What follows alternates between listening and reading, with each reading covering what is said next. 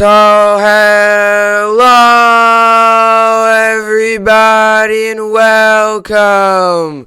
Yes, welcome back here at BSN Network. Who back here, BSN Network. This is BSN Network Podcast here today. It is Tuesday, August 17th. Hope everybody's having a good day so far and a good rest of their day yesterday. It is, in fact, Tuesday, August 17th here today, coming off of another Yankees win last night as the New York Yankees get the job done in the makeup game against the Los Angeles Angels by a score of 2-1. It was the big C's getting the job done. It was the G's actually getting the job done. You had Garrett Cole with a really good game, with a really good start. You had Garrett Cole.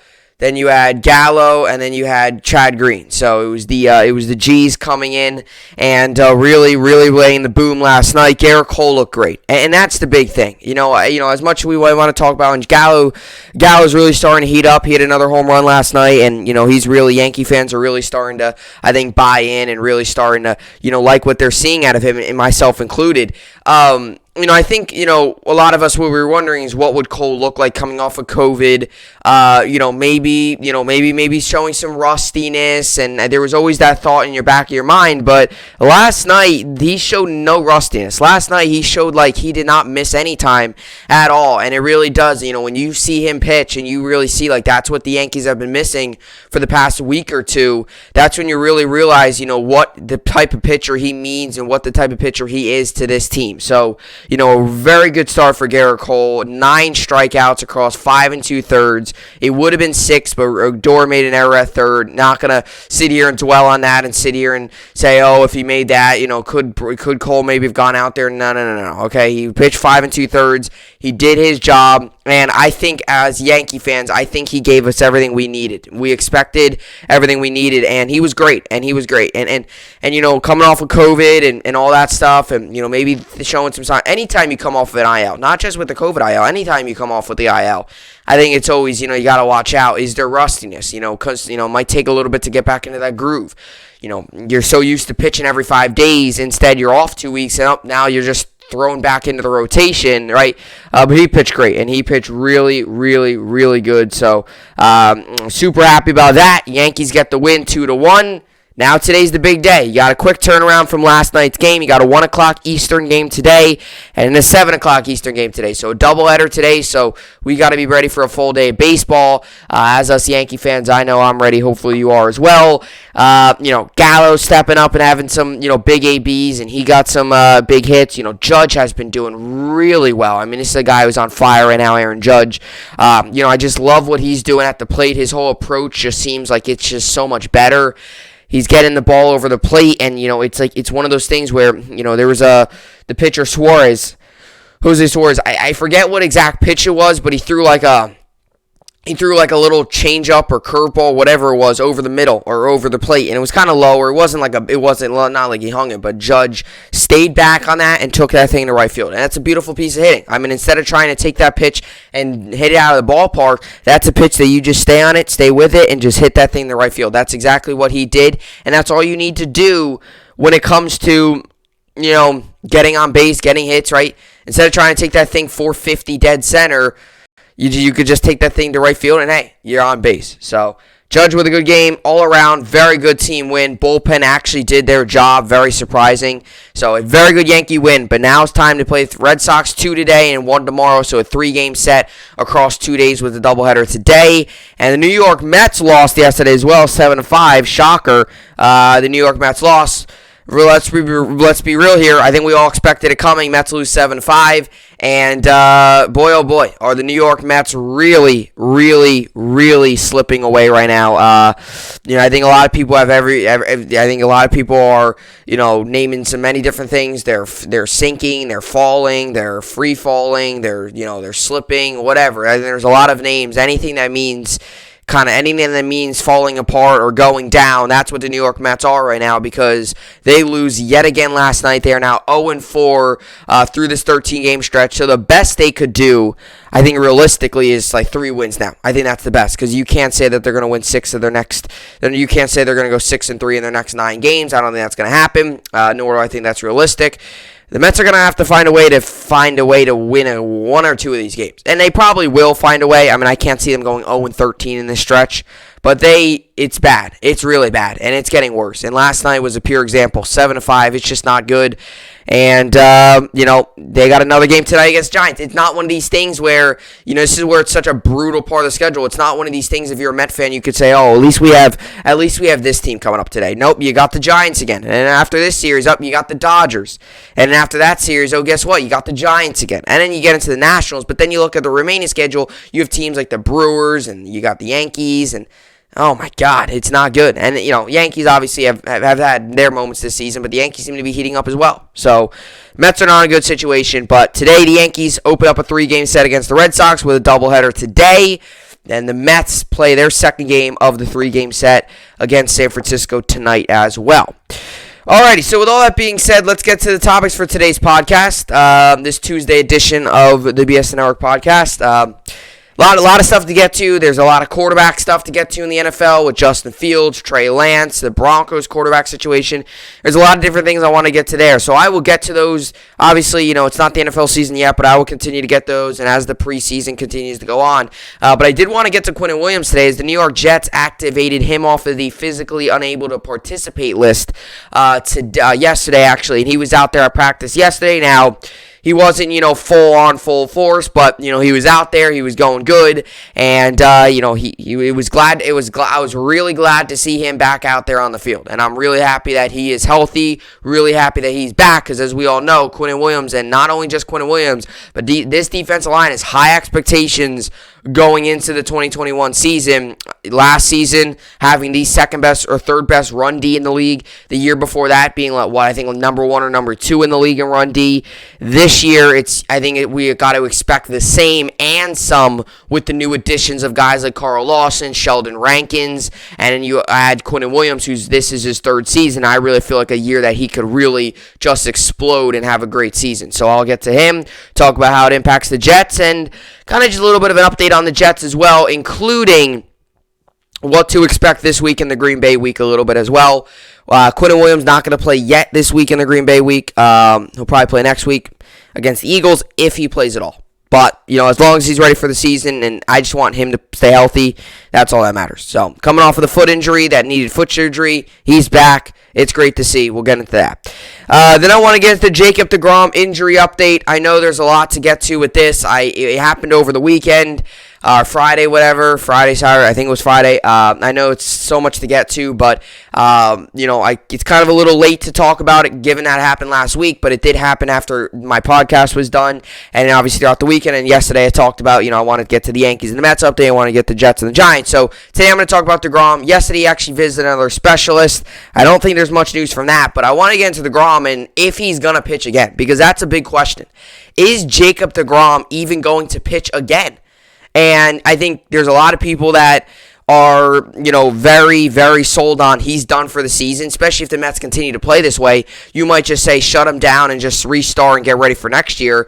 Or let's say the Mets go on a run. Do you, bring him back earlier to make sure that he's out there? I mean, what do you do? And the Mets are definitely missing Jacob deGrom, and it's clear. It's very obvious that they're missing Jacob deGrom. I want to get into him, kind of talk about his what could happen up in these upcoming weeks here with deGrom. We'll see.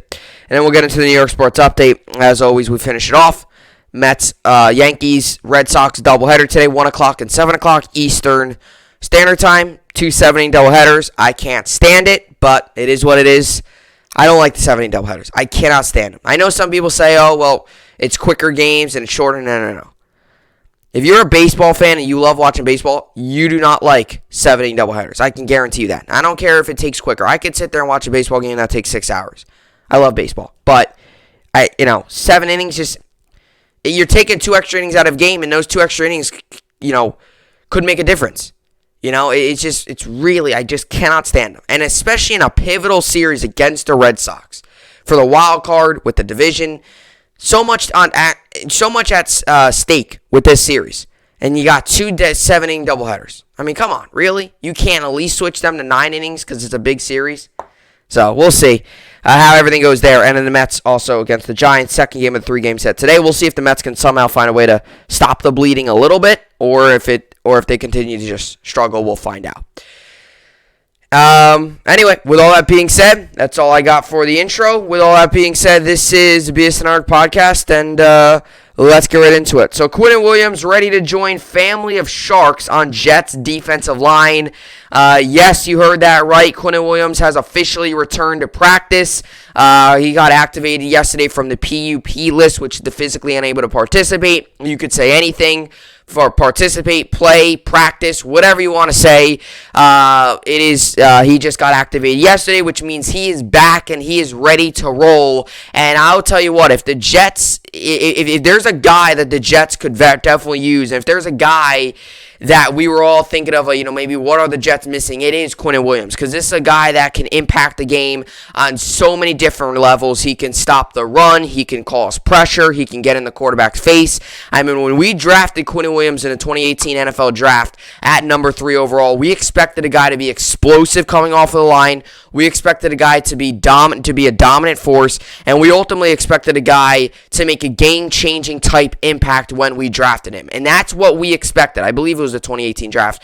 Maybe it was the 2019. I think it was 2018 because this is his 3rd year.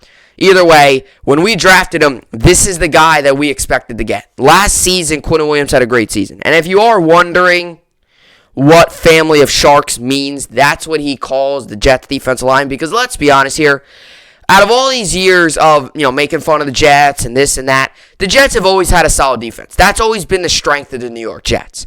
In history, too. You had the New York Sack Exchange. You had Revis Island. Now you got, and we're not going to name it Family Sharks, but now you got a really solid defensive line. The past 2 years, you've had some of the best run defense in the NFL. I believe a couple years ago, they actually had over a top 5 overall defense in the league. So the New York Jets have had a very, in the history, the Jets have always had a good defense. There's been a lot of really good players that have come through and big key members for the New York Jets throughout history. And that's going to continue, I believe, this season, especially with Quinnen Williams getting back and healthy. And that's the big thing, right? You could talk about all these different things of, how are these guys going to play together and all that. It's just great to see that Quinnen Williams is back out there because, we could sit here and talk about, all these different things, but we need Quinnen Williams to be back out there. The Jets need Quinnen Williams to be ready. The Jets need Quinnen Williams to be healthy and 100% in order for us to really be able to perform to the highest level this season. That's what the New York Jets need Quinnen Williams to do, and that's why we need Quinnen Williams, and it's great that he's off the PUP list. And this is a perfect time, too, because let's just say, hey, it's August 17th. So he's still got a ton of time to get ready, learn the new scheme a little bit more, really get chemistry with those other guys like Carl Lawson, Rankins, and all those other guys on that defensive line. This is a golden opportunity for him. Across these next couple weeks here, even though it's a little later, across these next couple weeks, he can really learn the playbook, really learn the new scheme, and really get rolling and really get going where he's 100% ready. Let's take on Carolina week 1. That's got to be his thought process, and that's what the Jets got to do. And this is a great start. This is a great time for him to come back. Because if he comes back September, that's an issue. August, comes back yesterday. This gives him a perfect amount of time. It's not like he's a rookie. This is his 3rd year coming into a league. So he's definitely got to get ready. He's going to have to ramp up.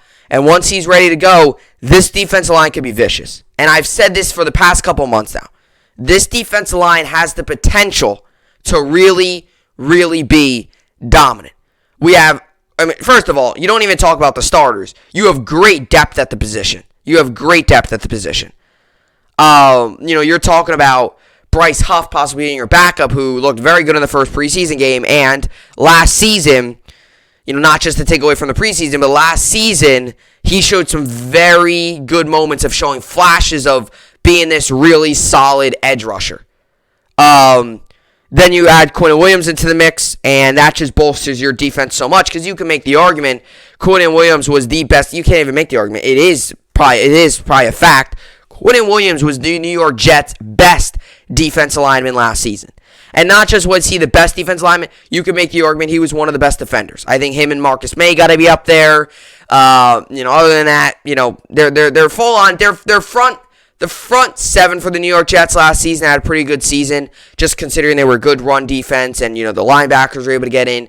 But other than that, in terms of playmakers and in terms of guys that are really going to disrupt the game, Marcus May, Quinnen Williams were the main two guys in that defense. And now you add into the mix, you already have Marcus May, you gain back Quinnen Williams, you add Carl Lawson, you add CJ Mosley. You're talking about 3 to 4 or 5 guys that can really change the game and be game changers and be defensive threats on the defensive side of the ball. And that is great to see, because the New York Jets this season, they're going to go up against some good offenses, and we're going to have to be ready. And the whole scheme of the Jets, the whole plan with Jeff Ulbrich and Robert Saleh bringing the defense over to the New York Jets is force pressure and take less pressure off the cornerbacks. And that means get pressure on the quarterback.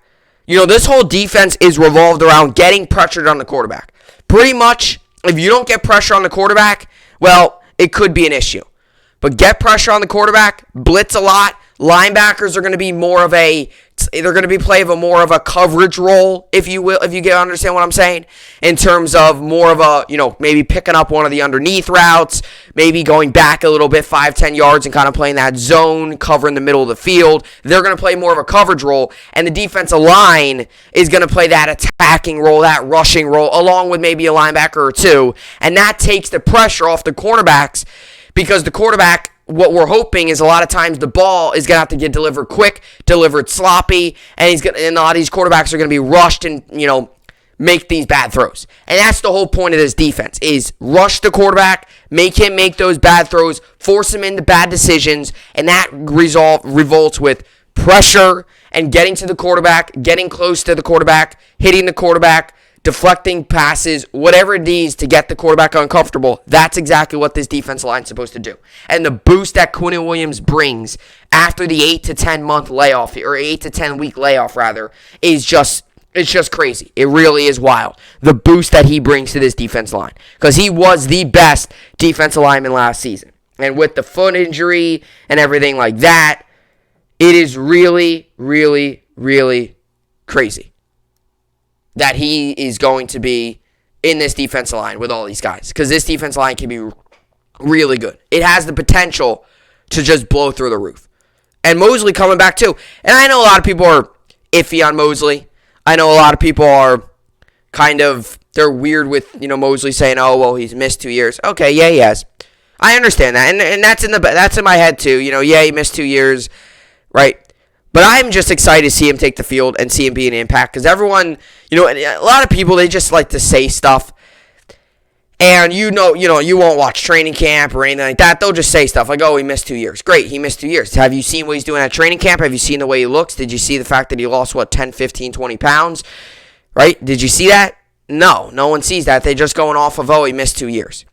CJ Mosley was arguably one of the best linebackers in the game with the Baltimore Ravens, then came to the Jets. He played one game, pretty much. He was dominant. He played a half and another half. And he was dominant in that first game. And, then you get into, the injury, which sidelined him for the rest of the season, and he opted out last year, and stuff like that. Now he's back, and everyone's like, oh, well, he missed 2 years. Yeah, he missed 2 years, but have you seen what he's doing at training camp? He's a leader. He's lost a lot of weight. Not that means everything, but he's definitely gained a lot more muscle. He looks different. I mean, he looks like he looks like a better version of CJ Mosley. And he fits in this defense. He's believing the process that he's believing the plan that Robert Saleh is preaching. This defense has, like I said, about 5 times already today, this defense has got very good potential. And this defense could really be dominant. And we saw a little bit of it in a preseason game with Bryce Huff racking up 2 sacks and the rest of the defense making plays. So really, really, really, really, this is a really, really good team. This is a really good defense. And, overall as a team, I think we have the potential to be a solid team as well. But the offenses with a lot of new faces, they're all going to have to click too. But this defense with Quinnen Williams and Carl Lawson, and, you just got to hope that this thing works, because they're buying into Saleh. And that's the one thing, right? Everyone always says, well, are they buying into the coach's plan? They are. The New York Jets are buying into Saleh's plan. I think all the players are. The second question is, the skill on the roster, right? Because, you could buy into the plan, but is there skill? There's a lot of skill. I personally, now this might be a little biased because he was a New York Jet, but I personally think Quinn Williams could have been an all-pro. Not that. I was going to say all-star game, but that's not. I personally thought Quinn Williams could have been a Pro Bowler last season. Call me crazy, but you look at his numbers, he had a really good year. I think with the Jets going 2-14 and them not playing well and all that stuff, I think Mekhi Becton could have been a Pro Bowler. I think you could have said May. I think you could have said Williams. I think you could have said Williams could have been a Pro Bowler. I definitely do. Now, a lot of people might say, oh, well, he was on the Jets. Yeah, he was on the Jets, but he had a good performance. He had a good year last year. 7 sacks, got a couple forced fumbles, was able to really stuff the run game.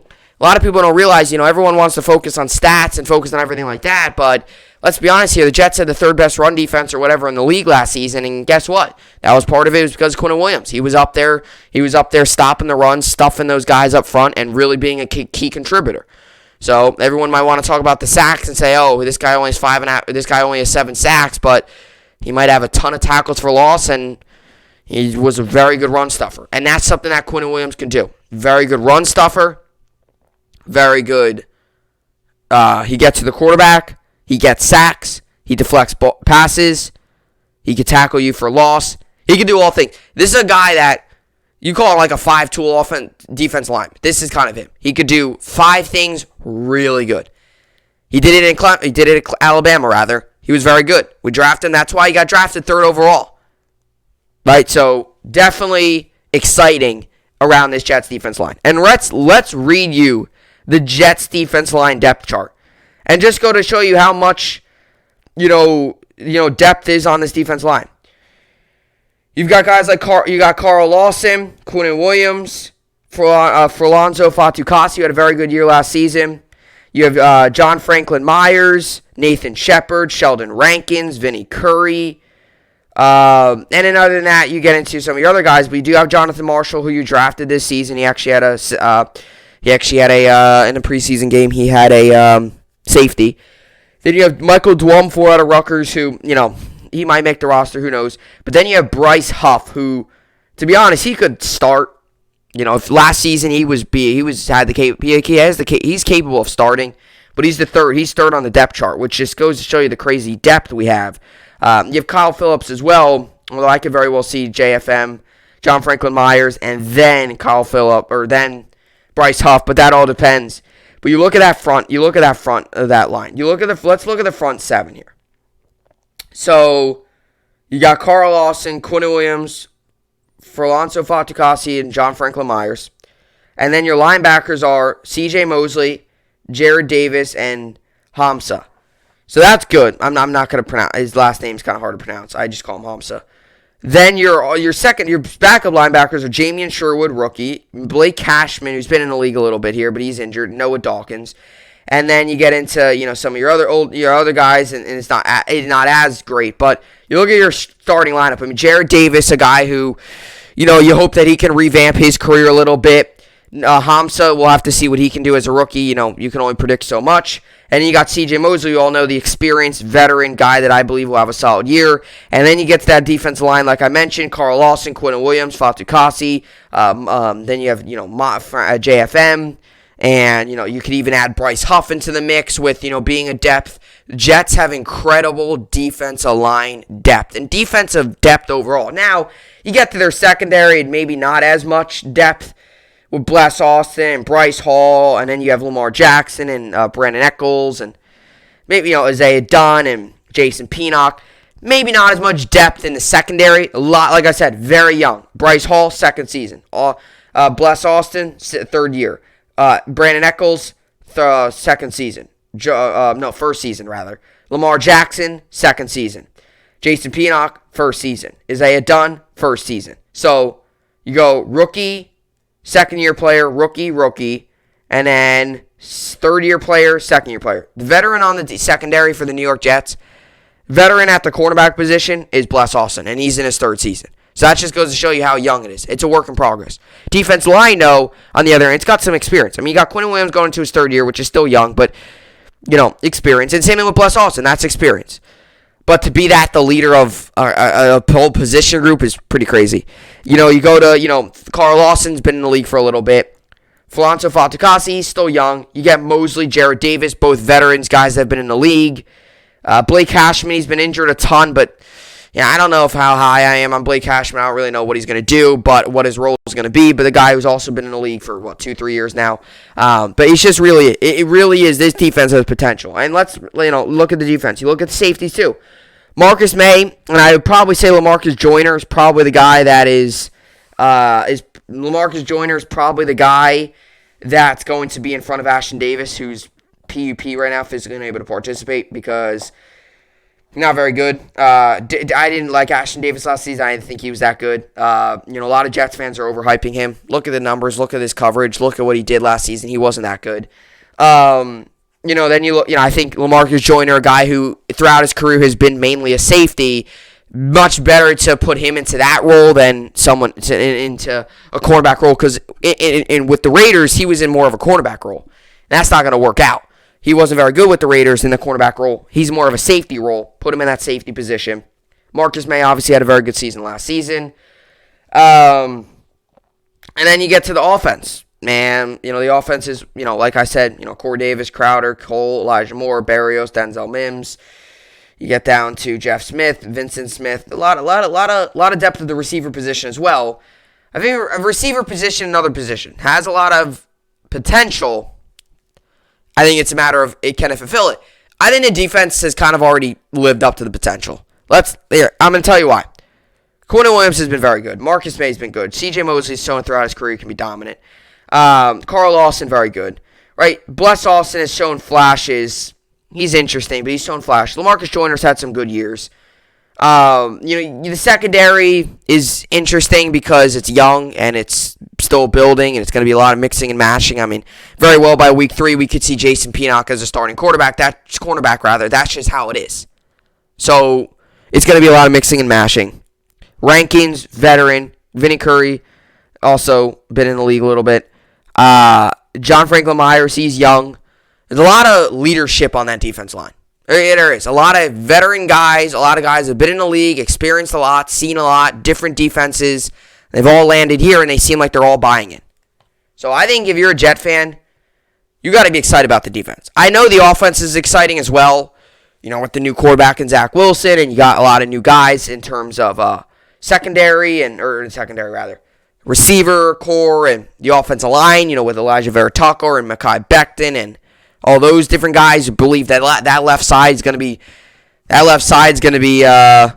really good for years to come with them. Becton being in his second year and AVT being a rookie. There's a lot of positives around that, but you also got to focus on the defense and see what this defensive line can be, because now you add Quinnen Williams back into the mix, coming off of the list, the physically unable to participate list. And you continue to add these guys, continue to see what these guys can do together. They continue to build chemistry, really start to, really just continue to build chemistry and get those reps that they need. And, hey, this defense is looking really solid. All right, so Quinnen Williams ready to join family of Sharks on Jets defense line. That's what he calls it. It's not like a big name. But let's get into this article here. So a year ago, Quinnen Williams was the only impact player on the New York Jets defense line that could change this season. With the additions of Carl Lawson and Sheldon Rankins. When you got a family of Sharks, full of Sharks, you're all going to eat, Williams said Monday after being activated from the physically unable to perform list. These Jets are a confident bunch, considering they were the NFL laughingstock only 8 months ago after a 2-14 season. The defense, emboldened by the new coaching staff and its player-friendly scheme, is particularly swaggerlicious. That's what they call it. Just the other day, linebacker C.J. Mosley said, "If people sleep on the Jets, you're going to get your butts blown out." Let's take a deep breath and relax. Jets aren't a kind of team yet, but their defense line easily is deepest position group. Like I said, Jets aren't going to win a Super Bowl yet. There's still a lot to do, but there is a lot of potential. And you look at their defense line, has a chance to be pretty good. While Lawson is generating buzz because of his fast start, it all starts with Williams and how quickly he can rebound from off-season foot surgery. Like I said, Williams really rounds out that defense line in terms of you get to in terms of Carl Lawson and Rankins and all those different guys there, JFM. You add in Quinnen Williams, he really rounds it out. Like that, now you got a complete off defensive line, rather. He sat out the entire offseason in the first 3 weeks of training camp, returning to the field on Monday. He didn't practice with the team. He participated in individual drills, but he will get some reps later in the week and joint practices with the Green Bay Packers. He won't play in Saturday's preseason game at Lambeau Field. The Jets have plan mapped out that will allow Williams to be ready for September 12th, season opener against the Carolina Panthers. He said he's in great shape after a long layoff, but you'd be naive to think he will be 100% in week 1. He will be a gradual ramp-up process when he's back to full strength. The number 3 overall pick in the 2019 draft, has a chance to be a breakout star in Coach Robert Saleh's 4-3 defense. Instead of reading blocks and reacting to keys in a 3-4 defensive front, as he did in college and in his first 2 pro seasons, Williams should flourish in Saleh's one-gap scheme, which allows the linemen to explode upfield without having to worry about the run. The scheme itself is amazing, Williams said. You get a chance to unleash yourself and get a chance to get after the quarterback and get a chance to be explosive and use all those attributes that each guy has. This will help me unleash my explosiveness. Like I mentioned, he's a game changer. He's an explosive type player. In this defense, that's what it's all. This defense line is a chance to be explosive. Williams finished with a team-high 7 sacks in 2020, an impressive total for interior linemen, but it was a high run-stopping ability that garnered the most praise. He led NFL interior linemen with a 49.2 run percentage win rate, according to ESPN stats and information, meaning he recorded a run-stop win on nearly half his snaps. In a new scheme, Williams should see an uptick in sack production. He could do considerable damage as a 3 technique, especially with the speed rushing Lawson on his outside shoulder. A couple more things here in this article. The man is just pure mass, right? Saleh said. I mean, you look at him, he's enormous, and get all of that mass moving forward without having to read anything on the fly. He's just absolutely attack up front. It's hard to stop the mass from moving, especially with how strong he is, how smart he is, how violent he is, and how explosive he is. So the amount of knockback that we feel like he'll be able to generate in this scheme and amount of distributions that we feel like he'll be able to generate is going to be awesome. It's going to be awesome. But first things first, to maximize his burst off the line, Williams said he's learning a new stance. He hasn't had to do that since youth football, so we're talking about a back-to-basics adjustment period. That could lead to a slow start, especially when you add in rust and conditioning issues. His goal is to dominate everyone in front of me on every single play. But he's stopped short of making a bold prediction for 2021. I haven't even scratched the surface on what I can become in this league, Williams said. When that happens, prepare for Shark Week.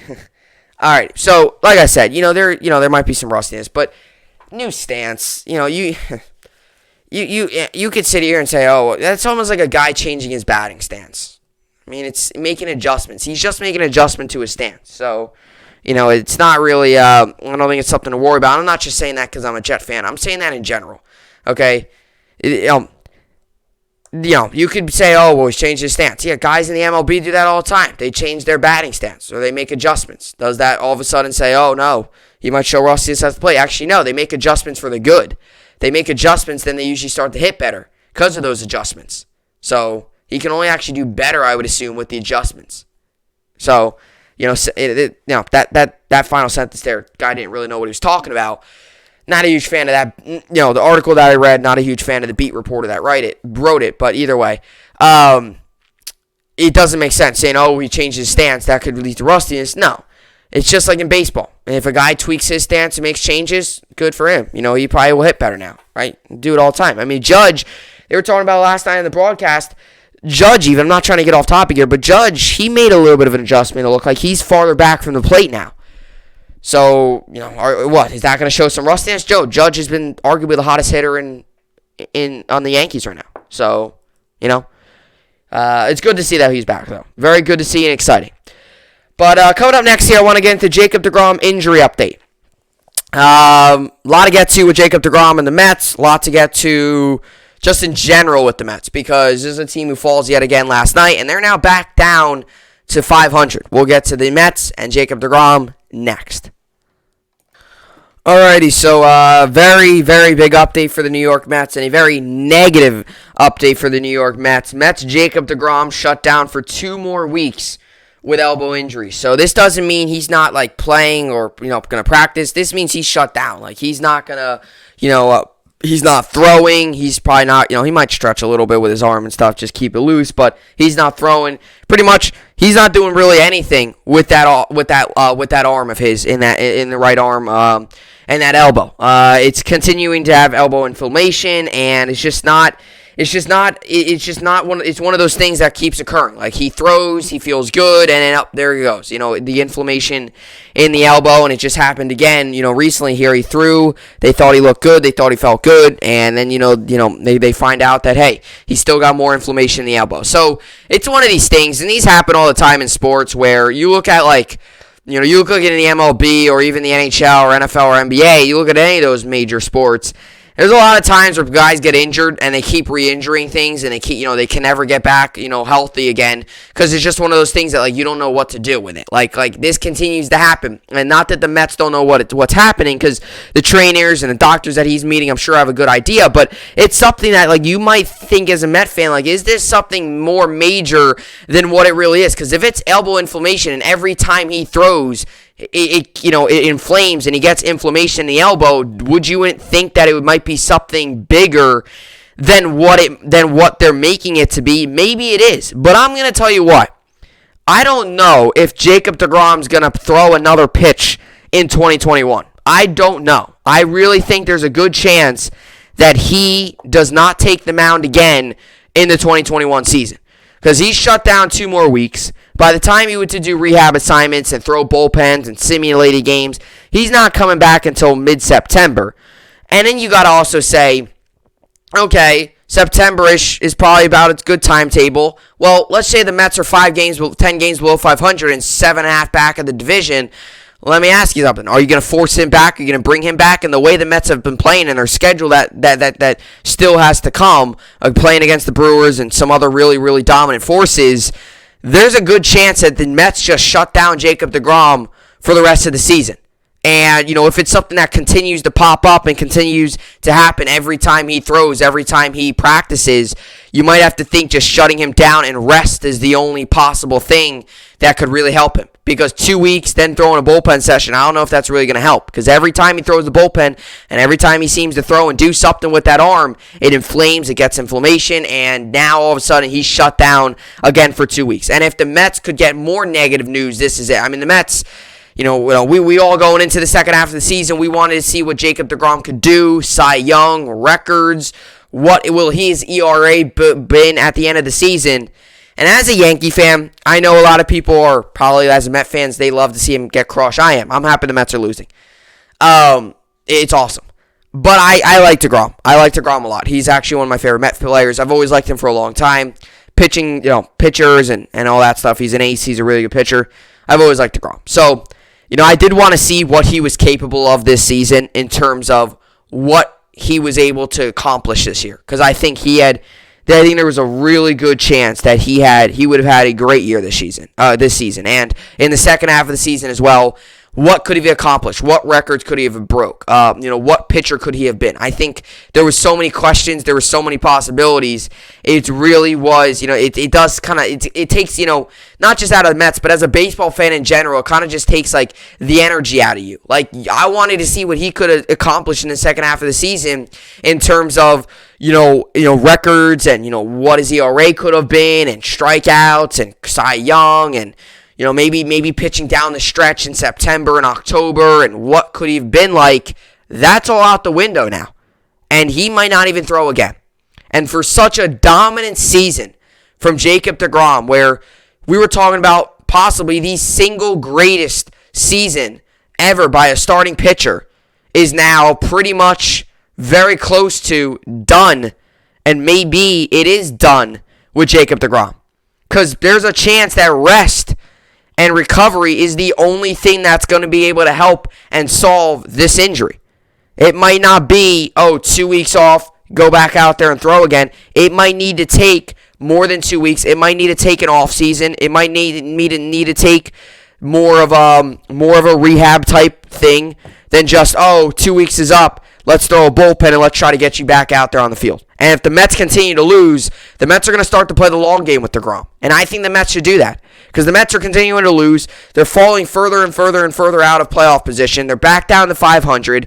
What's the point of rushing deGrom back if you're starting to really slip away? Now, you could say, we need to try to make the playoffs. We need deGrom back. Yeah, but what if deGrom comes back, pitches one game, gets injured, and all of a sudden now next season's in jeopardy for him, right? This has been the issue with deGrom. It's been all these little small things, these little issues, these little things that as a Met fan, if you're a Met fan, you're like, oh no, this isn't good. Could this be it? It's these little things that always happen, and it's never been the big thing.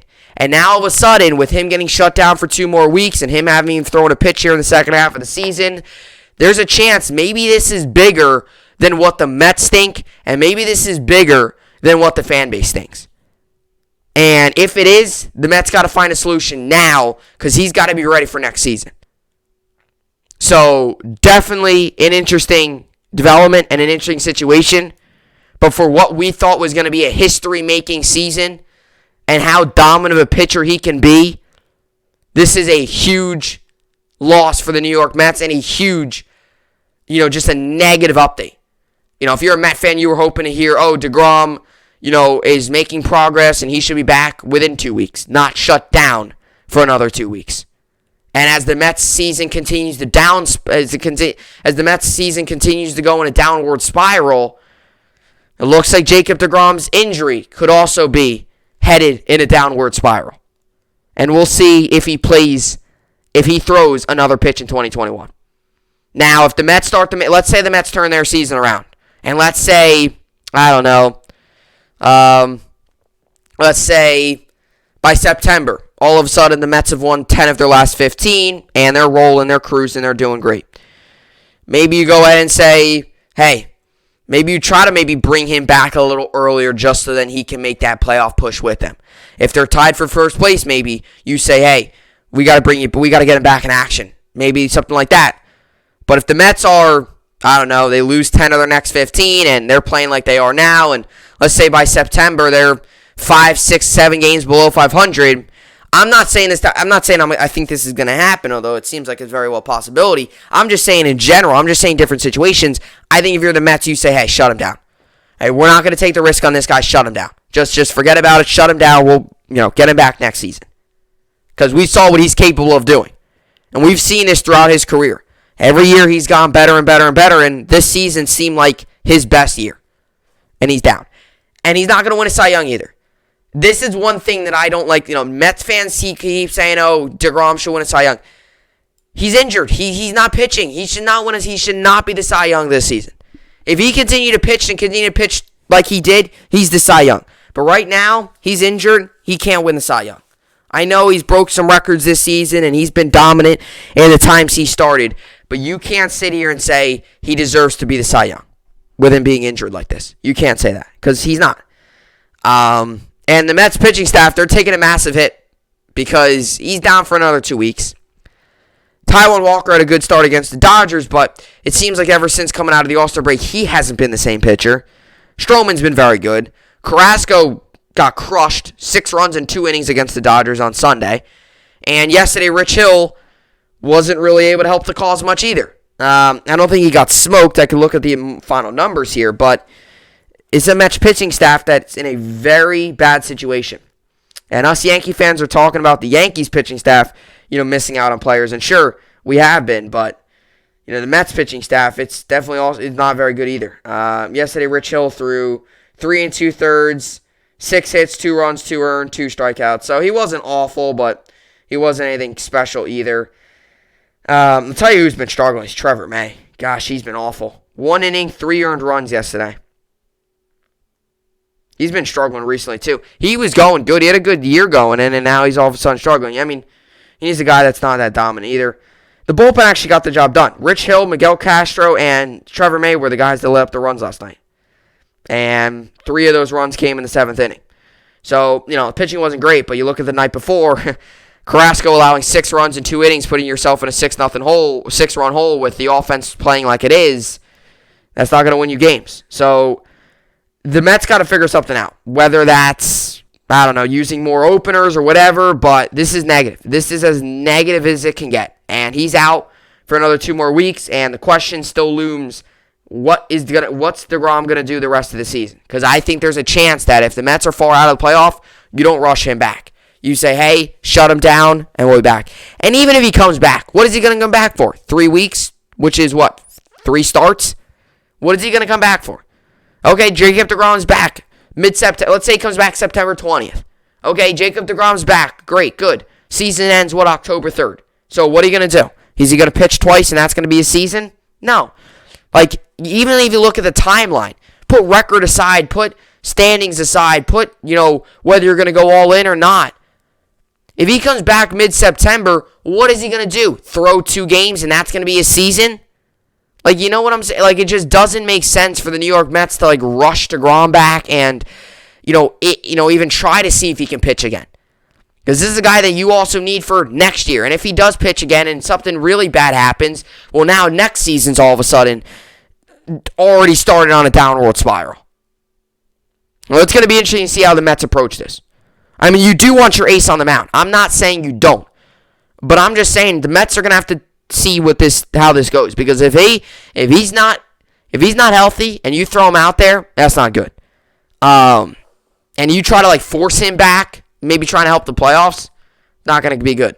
So you got to take this thing slowly for the Mets. You do. Even if you start to come back in the standings, you do. Because you can't just, I don't know how this has happened.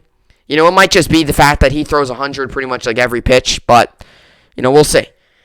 So Mets Jacob deGrom shut down for 2 more weeks with elbow injury. New York Mets ace Jacob deGrom is running out of time to return from his ailing elbow before the end of the regular season. Manager Luis Rojas told reporters Friday that deGrom will remain shut down for 2 more weeks.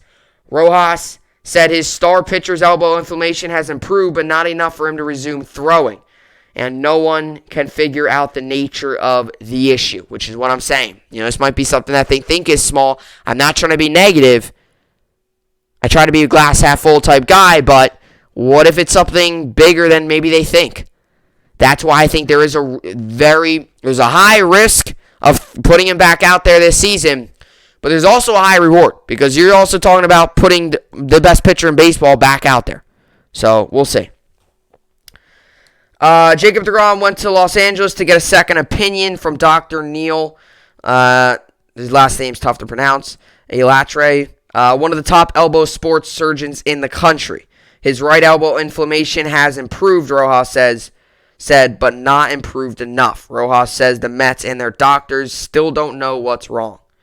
When healthy, deGrom has been dominant, going 7-2 with a 1.08 ERA and 146 strikeouts in 92 innings. The Mets announced July 30th that deGrom would be out until September with inflammation in his pitching elbow. The next 2-week timeline means the earliest he will start throwing is August 27th.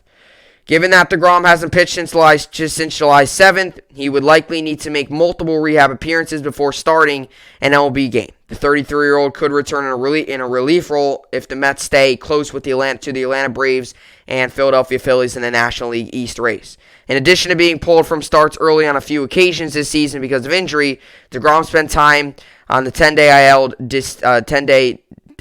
IL with forearm tightness.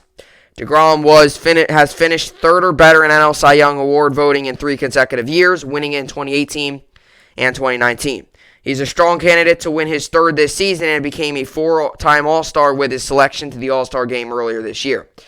He's a strong candidate, but he's been injured, so I think you probably give it to Gausman or someone else in the National League. With deGrom on the IL, the Mets bolstered their starting rotation before the trade deadline, acquiring Rich Hill from the Tampa Bay Rays and landing Trevor Williams from the Chicago Cubs in the deal that brought them infielder Javier Baez. That deal hasn't done much. Until deGrom can return to action, Marcus Stroman and Taijuan Walker will be the Mets' go-to pitchers, but Hill, Williams, Carlos Carrasco, and Tyler McGill will be relied on as well. And I believe McGill gets to start tonight, I believe. But like I said, Tyler Walker had a good start against the Dodgers the other day, but he hasn't been good since the All-Star break. Stroman's been very good. Rich Hill, he's nothing special. Carrasco struggled 2 innings, 6 runs against the Dodgers, and Tyler McGill has been solid, but he's young. He's had some ups and downs. So you're trying to piece together. It's almost like having the wrong puzzle pieces and trying to piece it together one by one. And that's kind of what the Yankees had to do, and that's what the Mets are having to do right now. And you look at deGrom stats, and they really are pretty crazy. They really are. This season, 15 games pitched, which isn't much. He only pitched 3 more games than he did last season, which is pretty wild. Considering his 2 Cy Young seasons, in 2018, 2019, he pitched 32 times, okay? This season, he threw 15 times. So if he doesn't throw again, you can't tell me 15 games pitched, he's going to be a Cy Young. But his ERA is very good. 1.08 ERA, .55 whip, 92 innings pitched. His 2018 and 2019 season, 217 innings pitched, 204 innings pitched. He's not even going to sniff that. He's not even going to come close to that. He's got 146 strikeouts. 2018-2019 season, 269, 255. He's got 11 walks, 13.3 K per 9, 40 hits, 14 runs, 11 earned. So it's definitely going to be interesting. But I don't think I can't see him winning a Cy Young with all these injuries and with that. I just really can't. Maybe that's just me, though, but we'll see.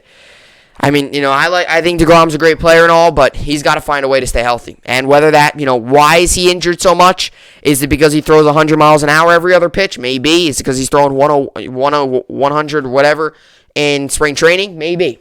But whatever it is, Mets got to figure this thing out because this is not good and it's continuing to head in the wrong direction with him now shut down for 2 more weeks. And with the Mets, their schedule doesn't look any easier. I'm going to read you it again just to give you a good example of how bad their schedule is.